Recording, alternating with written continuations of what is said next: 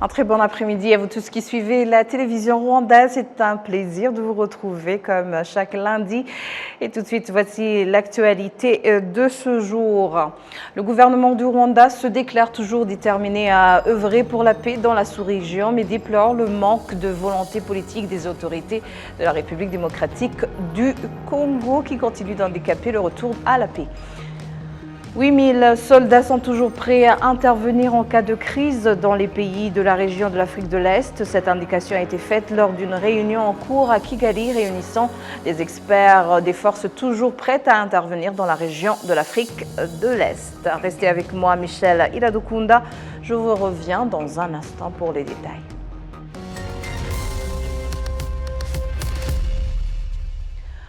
Bonjour et bienvenue. Le gouvernement du Rwanda se déclare toujours déterminé à œuvrer pour la paix dans la sous-région, mais déplore le manque de volonté politique des autorités de la République démocratique du Congo qui continuent d'handicaper le retour à la paix.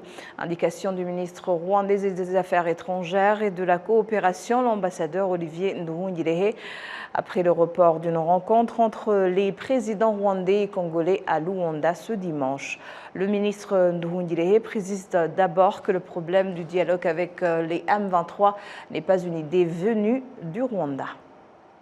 Et donc nous avons été informés, on était donc en contact avec le facilitateur, on a été, la date du 15 décembre a été arrêtée et nous avons été informés par une communication, une lettre du ministre des Affaires étrangères de l'Angola, le facilitateur, qui nous a informé deux choses, que la date du 15 décembre était retenue et que la RDC avait maintenant accepté le principe d'un dialogue avec le M23 dans le cadre du processus de Nairobi.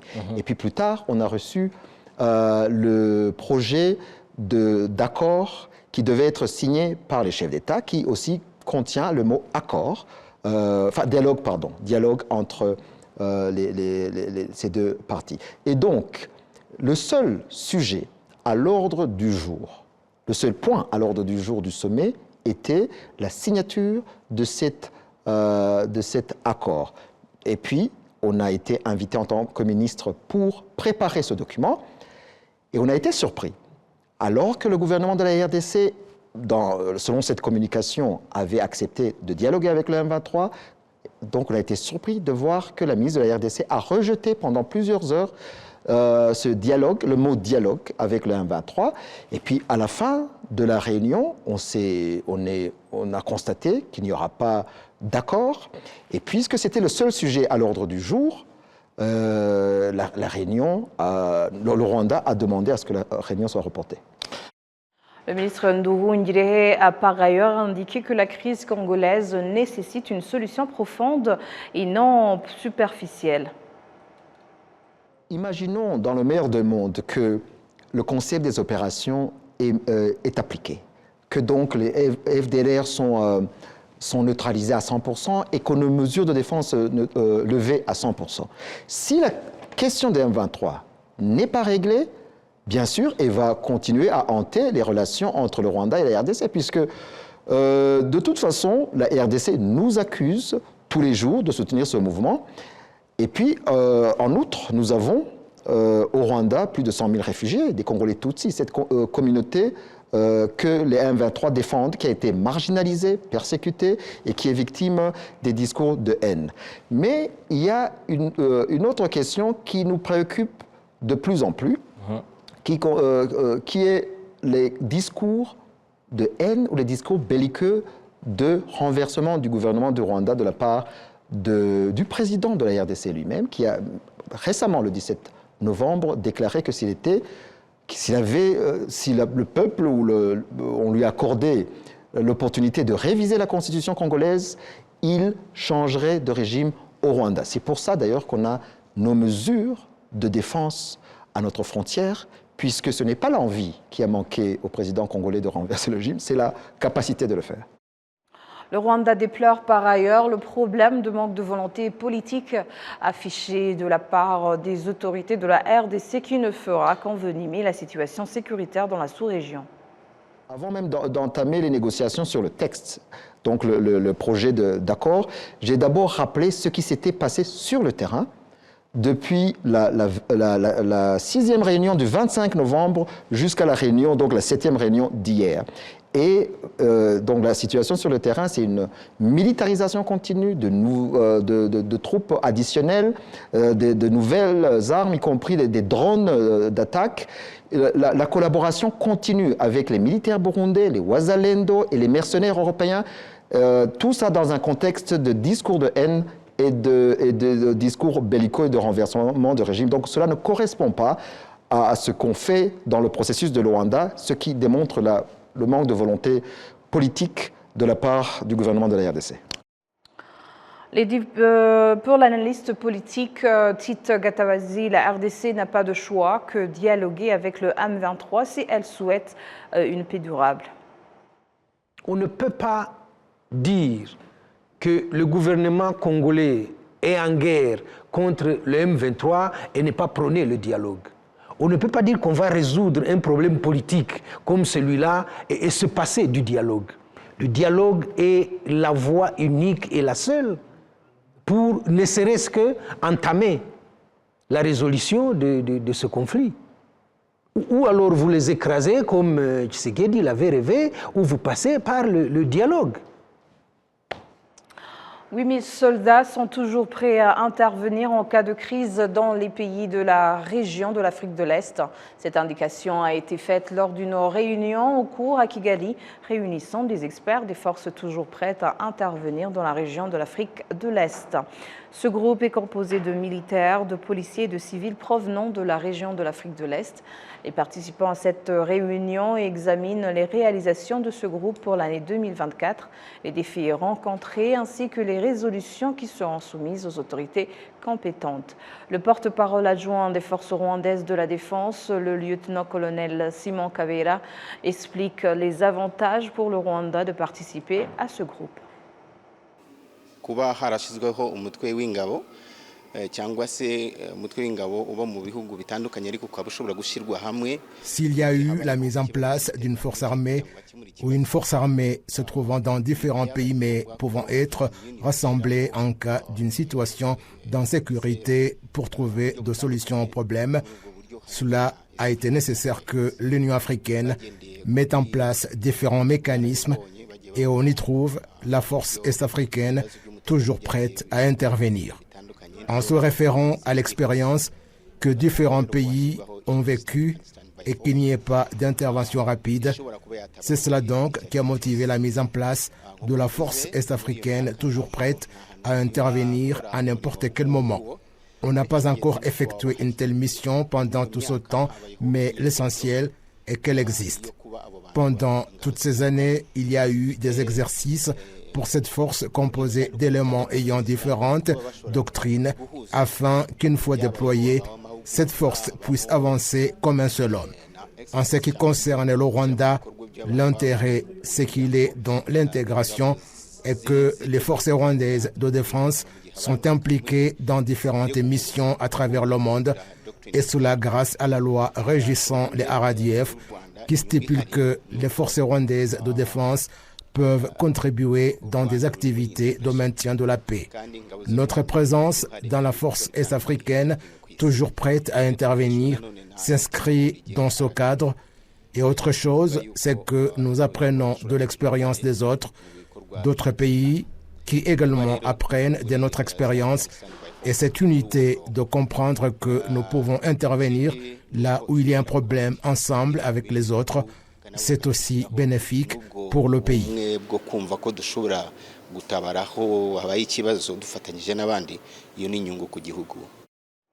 Les employés dans divers établissements et des ministères et leurs institutions sous tutelle ont clôturé ce week-end dernier une formation visant à les aider à devenir des catalyseurs de changement avec pour objectif de mettre le citoyen au centre des préoccupations. La formation a eu lieu à l'Académie militaire du Rwanda à Gako, en district de Bugesera. Dans les détails de Kassemi Youssouf.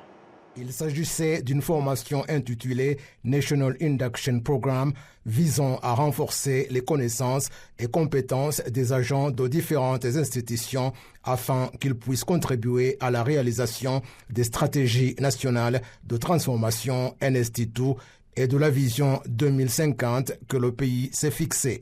Ils ont également été formés sur les valeurs de travail en équipe, de responsabilité et de professionnalisme dans leurs fonctions. Les participants admettent avoir bénéficié des compétences suffisantes pour améliorer leur travail.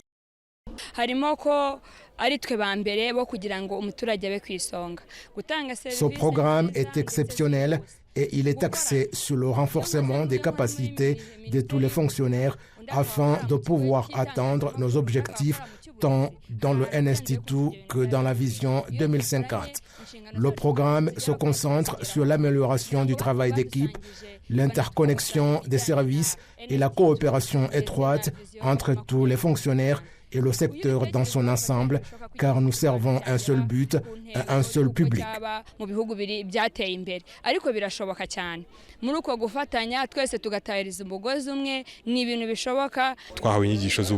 Nous avons été formés sur la manière de transformer notre pays en nous basant sur notre histoire, sur la manière d'être des protecteurs et sur pourquoi nous devons avoir des valeurs et des principes qui conviennent le mieux à un service public exemplaire. La ministre de la Fonction publique et du Travail a demandé aux participants d'avoir l'esprit de collaboration dans leur travail, tout en plaçant le citoyen au centre de leurs actions. Cette formation est importante pour 3 raisons. La première raison est de former l'équipe Rwanda, l'équipe qui va être à la tête de tous nos programmes, nos institutions. Donc nous devons travailler comme une équipe, synchroniser nos actions. La deuxième raison est bien sûr d'aligner nos stratégies et nos politiques pour que nous puissions vraiment arriver aux objectifs de notre vision 2050 et les ODD aussi, bien sûr. Et la troisième raison, ce sont des raisons d'éthique pour renforcer le professionnalisme de notre corps du service public. Et ça nous aidera, bien sûr, à avancer beaucoup plus rapidement, à travailler plus efficacement et plus professionnellement. La vice-présidente de la Susan Thompson Buffett Foundation, qui a soutenu cette formation, professeur Senaït Fisea, a dit aux participants à cette formation qu'ils sont des catalyseurs de changement. Vos responsabilités sont cruciales pour l'avenir de notre pays. Vous avez des institutions, une gouvernance et une planification, mais tout cela ne deviendra réalité que si chacun comprend bien son rôle dans ce processus de transformation. Vous êtes en première ligne pour faire en sorte que la vision soit réalisée. Vous êtes en train de bâtir le Rwanda et de construire l'avenir du Rwanda que nous voulons et que nous méritons.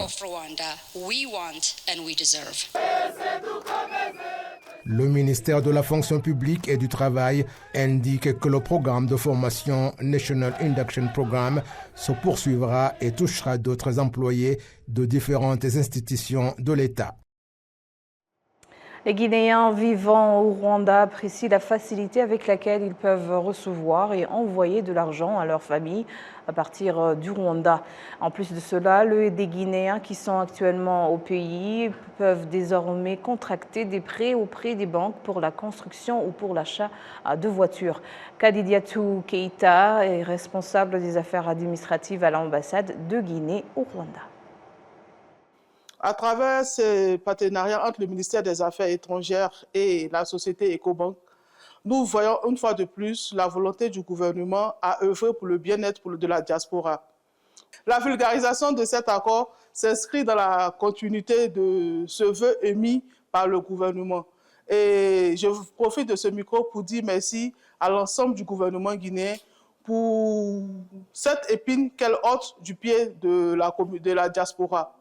En facilitant l'accès bancaire à notre diaspora, aujourd'hui, c'est le cœur léger que la diaspora. Aujourd'hui, en tant que membre de la diaspora, on se rend au pays parce qu'on sait qu'on a une banque qui nous accompagne et ça avec l'aval du gouvernement de notre pays. Je voudrais ici au nom de l'ambassade réitérer mes remerciements au gouvernement, en particulier à Monsieur le ministre des Affaires étrangères, de l'intégration africaine et des Guinéens établis à l'étranger, donc son Excellence Dr Maurice Sanda, pour cette vision de succès et de prospérité qu'il a pour notre diaspora. Le Rwanda a pour objectif d'augmenter la valeur de la production technologique à 10% du produit intérieur brut du pays dans les 10 prochaines années, contre 3% actuellement. Cet objectif sera atteint grâce à l'augmentation du nombre d'investisseurs dans les entreprises du secteur technologique. Les détails avec Kassim Youssouf. Mais avant d'y revenir, parlons à présent en justice. Avant-dernier jour du procès Philippe Hategekimana Manié, on appelle à la cour d'assises de Paris. L'accusation a requis la réclusion criminelle à perpétuité comme prononcé au procès en première instance. Les détails avec Jean Damascène Manéchi. L'audience de ce lundi a été consacrée aux plaidoiries de la défense de Philippe Hategekimana Manié. Ses avocats intervenant après le réquisitoire des avocats Madame Aude Duré et M. Adolphe Jury-Birman. M. Jury-Birman a débuté son intervention par se demander pourquoi ne pas avoir des magistrats professionnels à la cour d'assises de Paris pour ces crimes de génocide commis contre les Tutsis au Rwanda, comme c'est le cas pour les crimes liés au terrorisme qui sont jugés en France. Pour l'avocat général, une telle pratique pourrait accélérer les procédures. Nous ne jugeons pas le génocide commis contre les Tutsis, mais un homme pour ces actes, a précisé l'avocat général.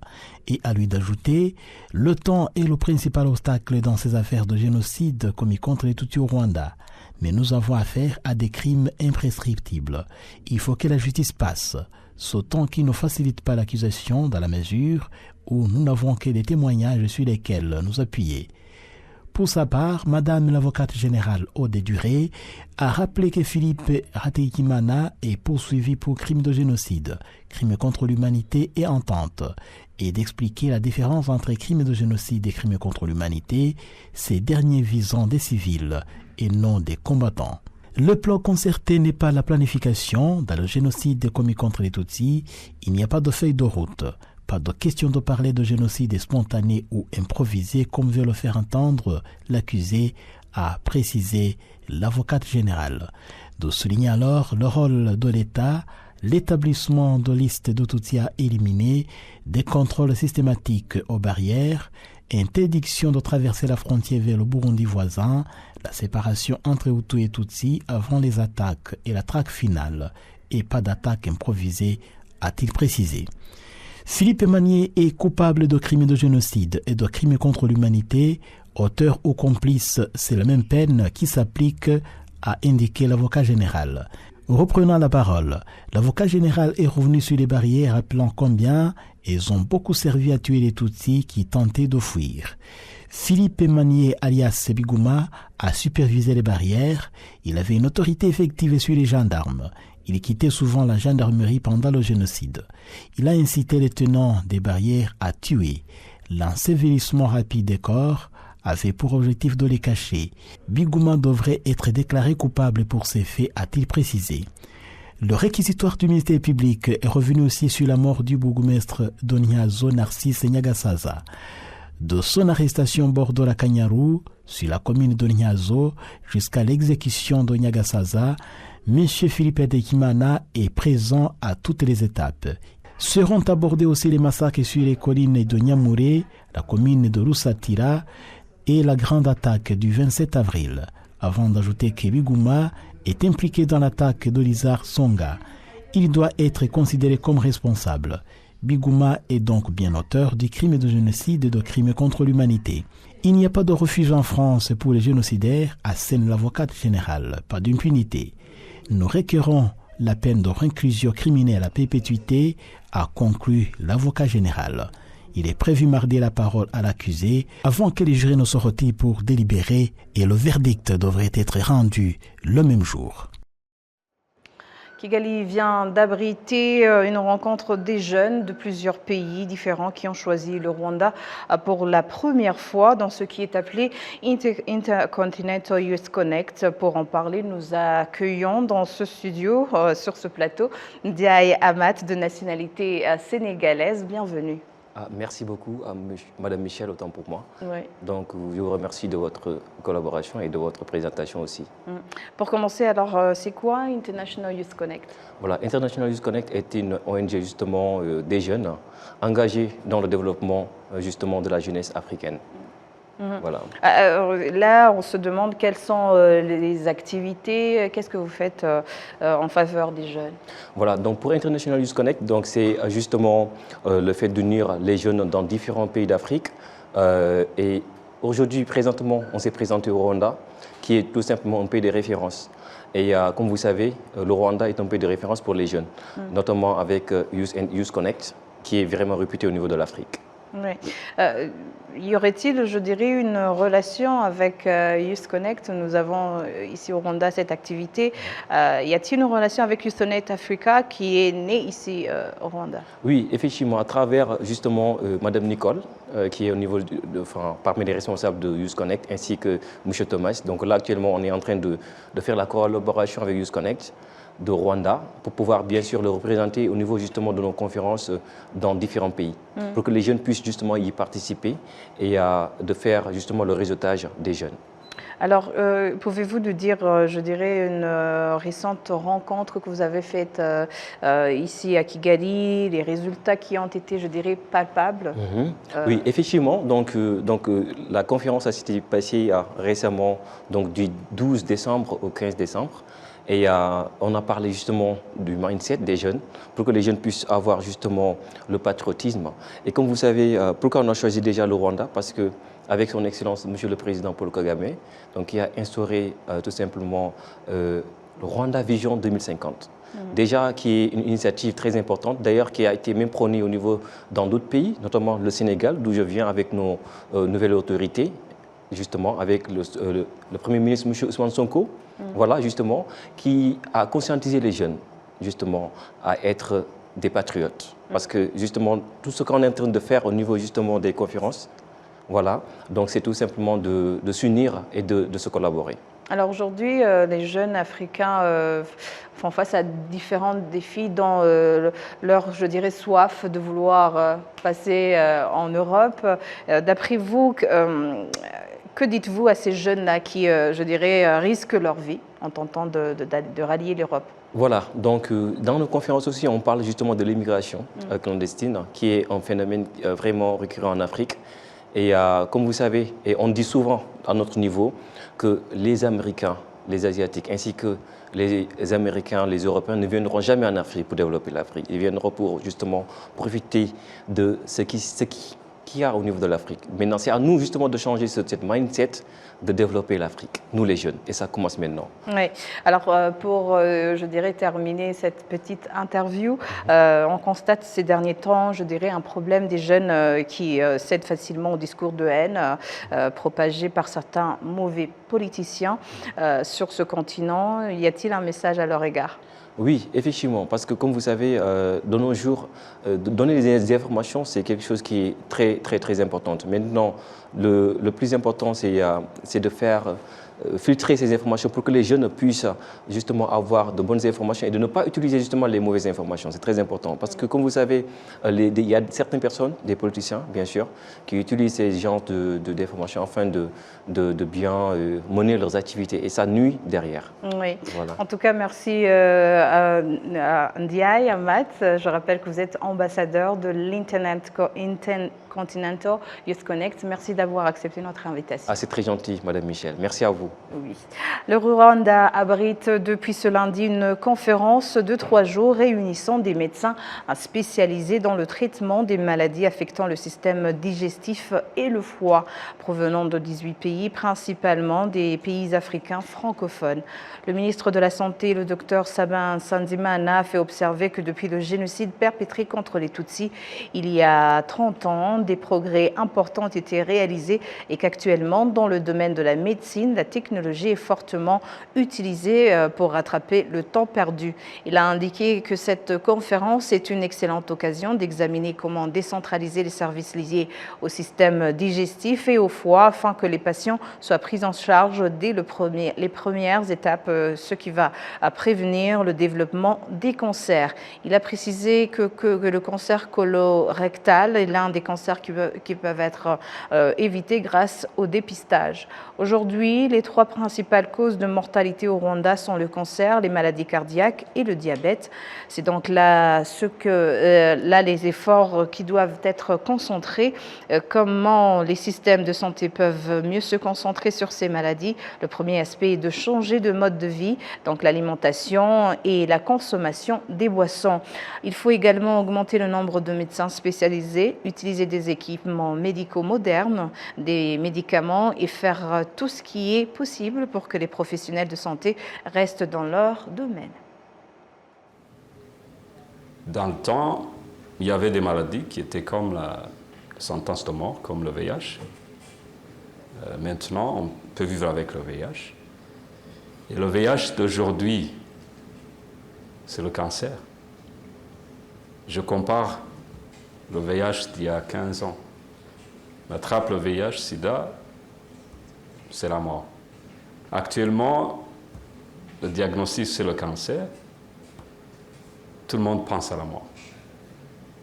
Et on peut changer cette compréhension. Mais vous êtes déjà dans cette démarche de changer ça. Les cancers du côlon, on peut les détecter avec la présence des polypes. On peut les enlever et on peut retarder le cancer, ou même prévenir le cancer tous les 5 ans. Juste avec l'endoscopie de diagnostic. Dans notre pays, dans notre ministère, dans nos statistiques, je pense que RBC vous a présenté ça, les Rwandais sont tués par 3 choses en premier. C'est le cancer, les maladies cardiovasculaires, et c'est le diabète et les pathologies associées. Donc, c'est les 3 causes de décès de nos populations. C'est quelque chose qui n'existait pas avant, parce qu'avant, c'était le VIH-Sida et les pathologies associées, les infections opportunistes, c'était la malaria, la tuberculose, c'était les pathologies et diarrhée pour les enfants et autres, je dirais des maladies infectieuses, mais aussi des maladies préventives. La plupart des maladies, c'est préventif, mais c'est les maladies aussi associées à la pauvreté, associées au manque d'infrastructures de diagnostic, mais aussi de l'environnement et aussi des maladies qui sont transmises d'une personne à l'autre. Les choses ont changé, parce que l'espérance de vie aussi a changé. Et on voit que les 3 choses, cancer, cardiovasculaire, les maladies le diabète, d'autres maladies du genre, vont sûrement être les 3 premières priorités de tout ce qu'on fait. Et comment est-ce qu'on va pouvoir adapter nos systèmes de santé à ces 3 causes de morbidité et de mortalité dans la population? Premièrement, il faut changer la façon dont les gens vivent, lifestyle. Ce que les gens mangent et boivent. Et si on ne change pas cette première étape, on va avoir beaucoup plus de difficultés au niveau de la gastro-entérologie, au niveau de la cardiologie, au niveau de l'imagerie et d'autres parties de la médecine qui sont beaucoup plus focalisées sur la réparation des dommages qui ont été causés par une longue durée d'exposition qu'on pouvait prévenir. C'est sur ces images que nous clôturons cette grande édition. Au nom de toute l'équipe qui a contribué à sa réalisation, je vous remercie. Bonne poursuite des programmes de la télévision rwandaise. Et d'ici là, portez-vous bien.